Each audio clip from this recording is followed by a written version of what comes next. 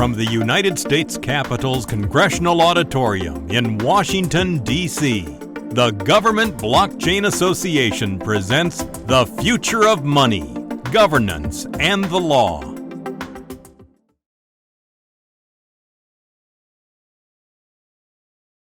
Our next speaker is Dan Larimer. Now, Dan is one of the leading innovators, engineers, and thought leaders in the blockchain space. He is the co-founder of an array of successful blockchain companies, most notably the decentralized exchange BitShares, the social media network Steemit, and Block One, publisher of the EOS protocol, all providing industry and enterprise-grade blockchain solutions utilizing the widely adopted delegated proof-of-stake consensus mechanism which he invented. He is recognized as an industry pioneer, and Dan is one of the high-profile figures in the blockchain arena. At Block One, he is the head architect behind the EOS software, which is engineered to run highly scalable blockchain applications. He is an alum of Virginia Tech, where he currently serves as a guest lecturer and curriculum advisor. Ladies and gentlemen, let's welcome Dan from Block One.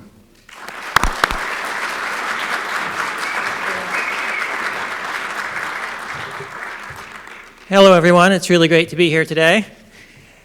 Now, I normally don't like to stand behind a podium, but they don't have one of those wireless mics, so we'll see what I can do. Blockchain seems to be the hot topic of the day, and it's a topic that I think has a lot of different meaning, a lot of different interpretations of what it is, what it's good for, what its limitations are. And what I hope to leave you with today is the idea that blockchain is a universal technology, that it fundamentally changes every aspect of every business that we do. And I'm going to show you how the existing infrastructure that we rely on is fundamentally broken and why we need blockchain.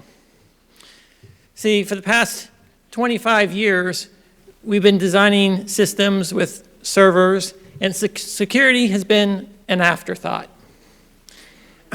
You know, we add passwords, and then we add SSLs to prevent people from getting the passwords as we communicate with the server. And then we find out that people hack servers, and they get the passwords out of the database. So we start hashing the passwords we store in the database, but that's still not good enough. So now we have to rotate our passwords all the time, so that by the time someone brute forces the stolen password database, our passwords have changed. And we keep layering on hack after hack after hack, trying to solve the security problem that's broken at the very start. So let's think about how systems are designed today. When you have a server, we make the assumption the server is secure. And we build in a web application. The web application is usually divided into two pieces. You got the application logic, whether that's your PHP or your Node.js or your Java, and then you've got your database, whether it's your Oracle, your SQL, or whatnot. And the application server is talking to the database, and it's logging in with a password. All the changes to the database are being made through the password of the application server. And then the user talks to the application server, presents credentials to the application server. The application talks to the database, checks do these things match, and if so, it makes all the changes. There's no traceability anywhere in the system. At any time, the admin can modify the database, and even if the admin is trusted, the application logic, what code is running there? Is it reproducible? Right, we have these massive systems, they're taking inputs from all these users, and we have no way of reproducing it to verify that it's legitimate, which creates huge security issues for businesses everywhere. And billions of dollars are being spent trying to lock things down, and it's just not working. Blockchain's the solution to that, but there's a problem that a lot of people believe that blockchains are not scalable enough, they're too difficult to use, or that they're limited in their application. So I want to dispel some of the myths about where blockchain can be used and where it can't be used. Because I believe that if you have a multi-user website or service, whether it's private or external, that it needs to be built on a blockchain, and it needs to eliminate passwords and replace it with hardware-based keys. That's the future. So we don't need to be looking at, can blockchain be applied here? Can it be applied there? All you have to do is ask yourself, do you have a database? Do you have more than one user? And then you need a blockchain. So a lot of people focus on blockchains only being valuable for businesses and parties that don't trust each other. But what I'm saying here today is that a blockchain can be valuable even if it's only run by a single company, and even if it's completely private within that company, it's still providing value. So let's talk about, blockchain is not just a system for tokens. It's just not just a governance system with all these communities free-flowing. It can be incredibly useful just inside your business. So let's take and look at what it would take to scale. If you're just a traditional, when you're trying to build a traditional database application, there's the belief that, well, blockchains can't scale, so we're just going to use MySQL, we're going to replicate it, we're going to rely on that data integrity to give us our security. But it doesn't work. You have to have your developers secure the communication. They've got to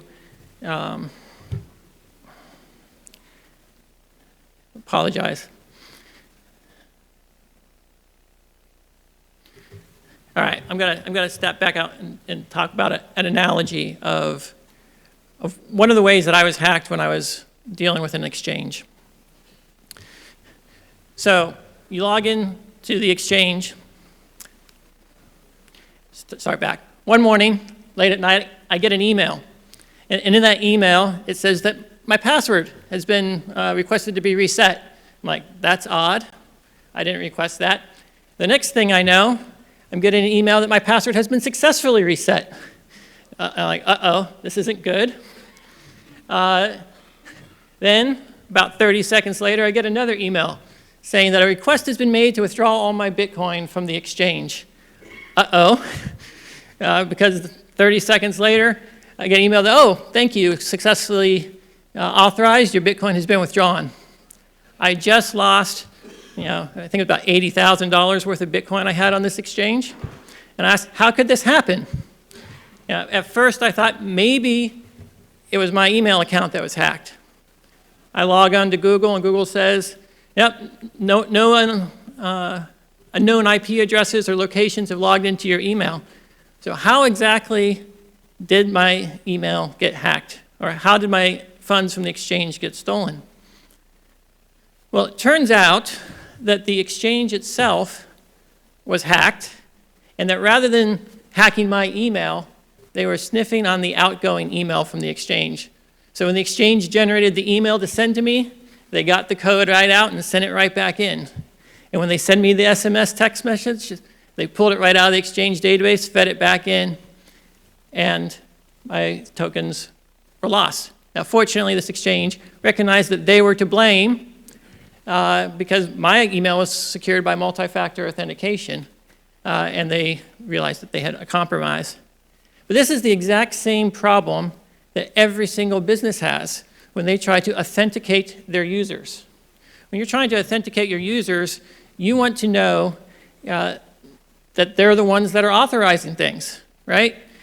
Imagine you're Twitter, and you're an executive that's using Twitter, and all of a sudden a tweet goes out, and that tweet does something that moves the markets, potentially illegal. If you're a publicly traded company, you're not allowed to say certain things. Who's to blame? Did the user publish it? Did someone inside Twitter manipulate the database? Did a hacker come in and change the records? This is the problem we have when we rely on password-based authentication, or even when we use multi-factor authentication, whether it's SMS or Authy or Google Authenticator, all those tools we have today. And the problem is we don't have a immutable, traceable audit log of signed, authenticated messages from each user. Every system we have in society can be modeled after a sheet of paper system, where people are making signed statements. Do this, do this. Given a set of signed statements and the order in which they were received and processed, combined with deterministic business logic, we can reach consensus. We can know what's supposed to happen, what's not supposed to happen. The power of blockchain is really combining consensus, deterministic execution, and signed messages that can be independently verified. It's those technologies coming together that provide the security that we're looking for. And that security exists whether it's a blockchain run by a single company or whether it's a decentralized network shared by many companies. That security exists whether it's all private or whether you commit publicly to the hashes of your data. So if you have a blockchain and you're logging every single message from every single user and you're signing those messages, now you can prove to anyone who said what and when. Now you can agree on the outcome that's supposed to happen. So what if you wanted to achieve some of these things without blockchain? Because that's the argument that a lot of people make, is that we don't need blockchain. I can do all that with a regular database. I know you can use your YubiKey to log into your Google account. Isn't that secure? And the answer is, all of our existing technologies, they're authenticating the connection to the application server. They're not providing an audit trail that anyone can come afterward and verify that you did indeed authorize it. It's like showing your ID to enter the club. He says, yes, you're allowed in. Now you can go in and do things, but no one can prove what happened after the fact. So it's like you show up to a bank, and the bank teller verifies your identity, and you say, hey, I'd like to transfer some money from one account to the next. The bank teller enters it on the computer, transfers the money. Where's the record that they actually verified your identity? Now, it gets worse than that, because the bank teller doesn't actually just transfer the money. The bank teller turns around and talks to a system. And now if we were to, this would be the database, they say, hey, database, update the balance from this balance to this balance. The database, even if you logged everything that happened in the database, it's just tracking the reads and writes. It's not tracking the intent of the users in the system. And that's a really big gap. So if you're trying to build a system without a blockchain and you want to have traceability, auditability, you need to have deterministic code. Deterministic code is incredibly difficult to write. This is the thing that blockchain developers are experts in, but the typical developer who's building your web application is not an expert in writing deterministic code, and it's really, really easy to get it wrong. So the purpose of deterministic code is that if you're given the same inputs, you get the same outputs. If your code's not deterministic, then you can get two different interpretations of the world. One database says this is my balance, and over here my balance is something else. And sometimes even a single bit of difference can compound over many, many actions to be very different states, particularly if you're dealing with financial systems, exchanges, and so forth.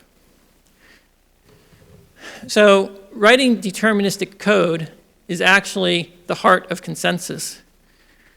Right? Consensus is two parts: agree on the order in which things came in, and then agree on the rules that we're going to apply to that to derive the state. In some cases, it's what your balance is. Other cases, what you said on social media, when you said it, how many points you earn, whatnot. It might be an auction, who got the bid in first. Or it might be your school and your grades, or certifications, your identity. All these different things are derived calculations based on the sequence in which people submitted their data. So deterministic code is critical. But if you try to write deterministic code in existing frameworks, right, if you're going to use React or Node.js or Java, and the developer allows their code to touch anything, a memory address, a random number, Anything that's not coming from the database itself, and you've just introduced non-determinism. You can't reproduce the calculations based on the user inputs to derive the database state in a way that you can trace and prove to an auditor, prove to yourself that your business is doing what it said it would do. Because that's what this is all about, really, is we've got businesses, we say we're going to do things a certain way, and now we need to be able to prove to ourselves that we are indeed doing them that way. And then when billions of dollars go missing, we know exactly how and why they went missing. When there's a bug and something doesn't go down right, you want to know why, you want to be able to reproduce it. And if you've lost track of who said what and when, you can't come out and fix it after the fact. The database is just wrong, and now you got a real mess on your hands. So if you can't,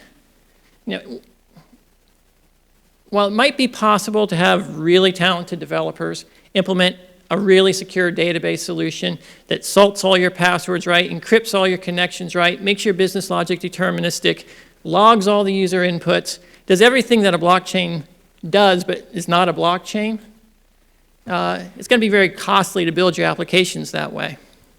So what we're doing at Block One with EOS.io is we're creating software that makes it really easy for anyone to build web applications on top of a database that's highly performant, that runs in a deterministic manner, and produces an audit trail where every user action is signed by a private key. This is a future where passwords are eliminated, and that makes things even easier for end users. So if you're dealing with passwords, it's already a problem. You're already doing it wrong. And we've been doing passwords from the very beginning, from the very first web services. So it's not a question of, is blockchain applicable in my industry? If you have a database and you have multiple users, a blockchain is 100% necessary. And it's not a question of, can blockchain scale? Because blockchain has to scale. Because trying to reproduce the benefits of what blockchain provides without doing a blockchain is a lot of work, and it's like asking your developers to just roll your own password management system, just roll your own second factor authentication, roll your own cryptography. You don't do that because it's a lot of extra work. It's incredibly error prone. So what we're doing is we're taking blockchain and we're making it fast. We're making it easy to develop for, so that you can get all the benefits of traceability, auditability, ease of use, decentralization if you want it, without having to roll it all yourself and try to secure your systems. So this is a very fundamental technology, and if you're not investigating how you're going to move your system to blockchain, it's going to be a big problem when it becomes best practices. It's my opinion that eventually failure to move your systems onto blockchain is like putting passwords directly in your database without salting it, like hosting a bank without SSL. It's potentially negligence in the future once the technology is there. And I know the technology is just about there, because with EOS.io, we're processing tens of thousands of writes a second of user actions. We're supporting large databases. We're getting the development environments in place. So it's not too long before you'll be able to build and deploy web applications, mobile applications that use a blockchain application/database server on the back end, faster and cheaper than you can do it with today's existing technology. So that's why I think the technology is going. That's why I think blockchain is critical for every business that cares about integrity of its business model, accountability for its actions. And there's another element to blockchain, is that it actually allows your business to communicate more effectively with other businesses. Because if your blockchain publishes if your business publishes the hash of its blockchain, it can now prove things to other businesses. And this is what we call inter-blockchain communication, when I can prove that a transaction was signed by my business, and then you can use it in your business. Something as simple as wanting to verify that someone's got a degree, right? Today, you go to a web portal in the college, have it mail a copy of your transcript in a sealed envelope to your employer. But with the blockchain, I could just prove that I have a degree because I've got a transaction. I can just submit that and they can verify it independently. So blockchain is fundamental, and it can be used to transform our voting systems, our money, our accounting systems, our HR systems. Every database that we use today can benefit from blockchain. And it will benefit from blockchain. And it has benefits even if it's completely private, run by a single individual or multiple parties within a company or across multiple companies, or completely open and decentralized manner. Blockchain still has benefits. So with that, I'd like to open the floor for any questions that anyone has about where they think blockchain can't be used, or if they have any questions about what I'm saying with respect to its universal application. And we've got a mic here.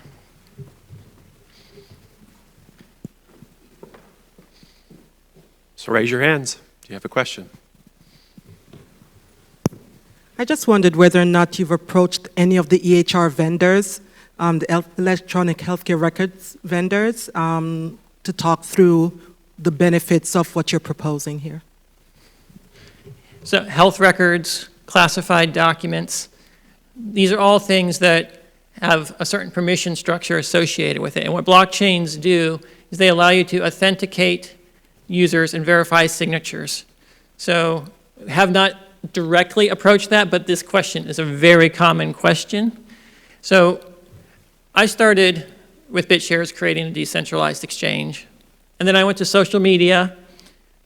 And if you can do those two things, you can do pretty much anything. But what I realized is it was a lot of work to have to create a whole new blockchain to do social media after creating one blockchain for doing an exchange, which is why we created ESIO, so that it's a lot easier for the next person, whether they're doing healthcare, to quickly adopt a blockchain technology without having to be an expert in creating the blockchain technology. So I think that's a wonderful application. And it's actually an application where a private blockchain makes a lot of sense. You don't want the health records to be public, but you do want a record of everyone who accesses them. And you want to make sure that they are authorized and the ability to retract it. And those are all things that can be tracked on a blockchain. Next.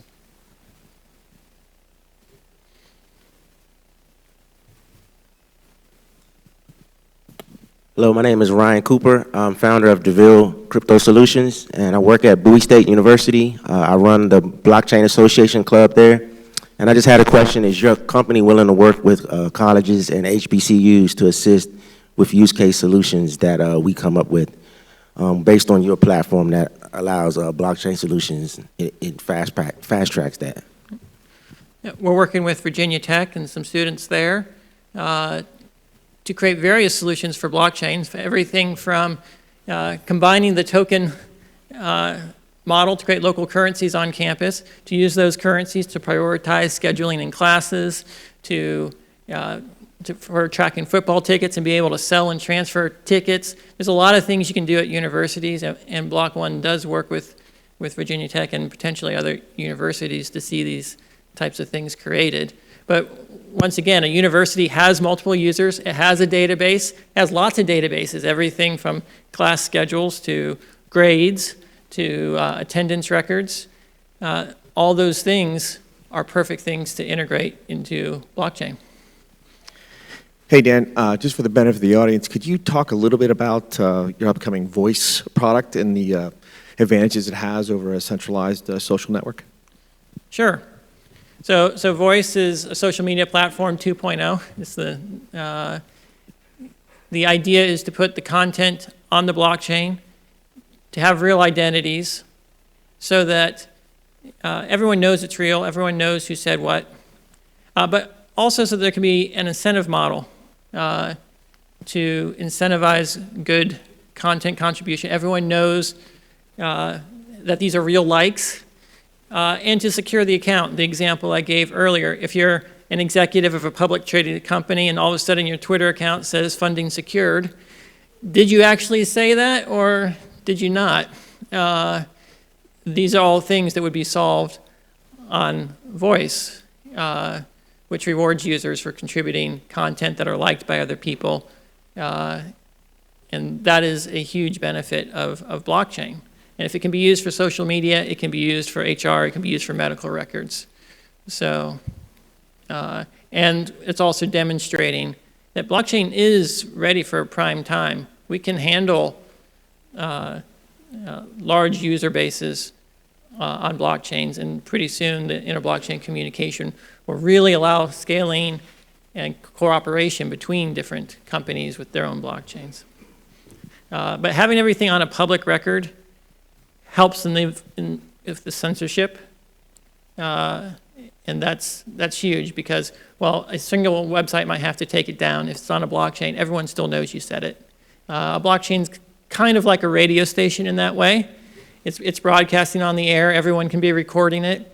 And if you can authenticate what everyone's saying, that yes, someone really did say that on the air, then everyone can reach consensus because they all have a copy, they all know the order, and they can all authenticate who said what. And then once it's been broadcast, there's no takebacks. And the role of consensus algorithms, whether it's proof of work or delegated proof of stake, is basically DJ, who gets to go on the air and broadcast the messages. And if you're a private company, well, you get to decide. But if you're a decentralized system, then you can use voting to decide, or maybe who pays the highest fee to decide. But it's fundamentally, there's a broadcast channel. You're broadcasting to the world. And when the whole world can receive the broadcast, know the order that it was broadcast in, and verify who said what because they're using public key cryptography, it's really powerful. Hi, this is Kirsten Pamales Langenbrunner. So I was curious as to what your thoughts are on second layer solutions that are interoperable with multiple blockchains, because one thing that I've noticed at specifically this conference is I've been talking to so many people who are building second layer solutions as opposed to a couple years ago where everyone's like building their own blockchain. So I just wanted to know, what role do you think second layer solutions that are just globally interoperable, what role do they have in creating more adoption and specifically enterprise? Sure, all right. Second layer, let's define the layers. You've got a blockchain, and the blockchain, I guess, is considered the first layer. And on that layer, you've got a record of all the transactions that are going on. And the idea is if that layer can't scale, you try to do it at a layer above it. Well, the layer above it is another blockchain, in my view. It's every user, in theory, in this room could have their own blockchain. Imagine if every time you said something to anyone, it was logged in your own personal blockchain and you were signing to it, and everyone could verify that you said this then. Then it's just a matter of each person understanding, where their blockchain is relative to everyone else. All right, and so now you got two blockchain. Who's the first layer? Who's the second layer? Then there's applications that try to deal with the private keys, and this is your client, and it's basically your voice, because your keys and what you're signing is actually critically important, because you can be deceived into signing something that you didn't mean to sign. Right? Sign this paper and you're signing a hash, and it's all this stuff. So you need to have a tool in your toolkit to show you the contract that you're signing and make sure that you really are agreeing to what you think you're agreeing to. And that's another layer. But what I see too often happen is people say, well, the second layer is, I'm going to use a regular database in traditional systems where blockchain doesn't scale. And I think that's actually a step in the wrong direction. It's saying, well, blockchain can't do this, so therefore we're going to use this other thing. We're going to call it another layer, and so forth. So without getting into particular details about what's at each layer, I think this layered approach is only really relevant if you've got a view of one blockchain to rule them all, whether it's EOS or Ethereum or Bitcoin, and everything else has to be a layer on top of that. But if your view that each and every one of us and every single company can have one or multiple blockchains and they're all talking to each other, then there are no layers. Everything's blockchain and key management, and then deterministic inferrals of state from once we've established the global order of who said what and when, and as well as agreed upon what code we're going to use to interpret it. All kinds of things are possible. We don't need to rely on traditional databases to make up for blockchains aren't fast enough. Ironically, when we're developing voice, we ran into a problem where the Postgres, the database we were mirroring the state of the blockchain into, is actually the bottleneck, not the blockchain itself. And that's because the databases, there's the read-write. I got to read something, do some calculations right. That back and forth is actually very, very slow on traditional databases. But when you can take the application logic and the database, put it in the same process in a smart contract, that's stored procedures on steroids. It allows you to have very fast read, do some logic, write systems in an atomic fashion that you can't do with regular databases. Regular databases scale very well for lots of parallel reads, but they're still bottlenecked for any writes where you've got lock contention. But that's where you have multiple blockchains and there is no layers. Thanks, Dan. JP Adiku here. Just a question, given we're at this historic venue, arguably, and the subject is future of money, governance, and law. I was just wondering, from the perspective of how you run Block 1, what role you think government can have to facilitate further innovation, adoption, and incentivization of this technology? Sure. Thank you. So I think blockchain is fundamental, and it could really transform integrity in our society. It can bring integrity to our financial system, to the banking system. We shouldn't have banks going bankrupt and say, I don't know how the segregated funds of trillions of dollars disappeared. We shouldn't have the Pentagon telling us, oh, we lost $2 trillion, don't know where that went. These types of situations where we expect accountability, voting, with blockchain, it's possible to have a voting system that's secure at the information level and doesn't depend upon a particular voting machine or a particular app. You should be able to write your own client to cast your own vote and to count the votes and still have your voting privacy. That's all possible from blockchain. That's all things that are relevant to the government. But I think it's really critical that people understand that blockchain, there's nothing special about blockchain from a regulatory perspective. It's just another application/database technology put into one. And those applications can be highly regulated applications like an exchange, or very unregulated things like maybe your book club wants to track who's doing what. So the technology itself does not need to be regulated. If there were to be any regulations that could be helpful, it might be mandating blockchain adoption. It might be requiring use of hardware keys. It might be requiring provably fair elections. Those are things that I think the government could do. But limiting blockchain or treating blockchain-based tokens differently than non-blockchain-based tokens, I think is really blurring the lines, as well, causing a lot of confusion. We don't need a bit license that's treating these things separate from any other security out there. Something's either a security or it's not. It doesn't matter what database you're using to track it. It doesn't matter that it's more secure.